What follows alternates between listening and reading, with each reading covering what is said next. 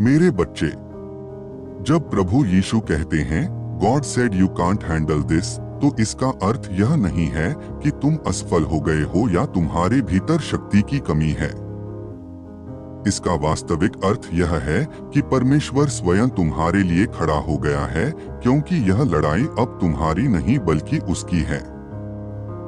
जब तुम्हारे जीवन में ऐसे क्षण आते हैं जहां तुम्हें लगता है कि अब और आगे बढ़ना असंभव है, जब परिस्थितियां तुम्हें चारों ओर से घेर लेती हैं, जब रोशनी कहीं दिखाई नहीं देती, तब प्रभु तुम्हारे लिए हस्तक्षेप करता है, क्योंकि वह जानता है कि तुम अकेले यह नहीं संभाल सकते।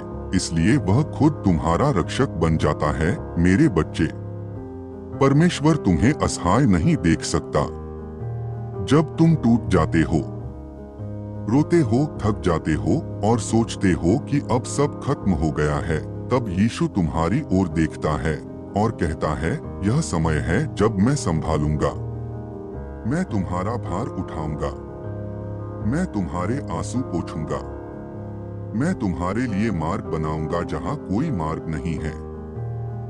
जब संसार कहता है कि तुम हार गए, तब प्रभु कहता है, मैं तुम्हारे साथ हूं और मैं तुम्हें विजयी बनाऊंगा। मेरे बच्चे, तुम यह सोचकर दुखी हो सकते हो कि तुम इस परीक्षा को नहीं झेल सकते, लेकिन तुम यह भूल जाते हो कि यह बात खुद परमेश्वर ने कही है ताकि वह स्वयं आगे आ सके। जब परमेश्वर कहता है कि यू कांट हैंडल दिस, वह केवल तुम्हारी सीमाएं नहीं बता रहा, वह यह भी बता रहा है कि वह तुम्हारी सीमाओं के बाहर खड़ा है और वह तुम्हारे लिए लड़ेगा। वह तुम्हारे लिए दरवाजे खोलेगा। वह तुम्हारे संघर्ष को अपनी योजना में बदल देगा। मेरे बच्चे, कभी कभी परमेश्वर तुम्हें ऐसी लड़ाइयों से दूर करता है क्योंकि वह जानता है कि ये तुम्हारी आत्मा को जला सकती हैं। वह चाहता है कि तुम विश्राम में जाओ।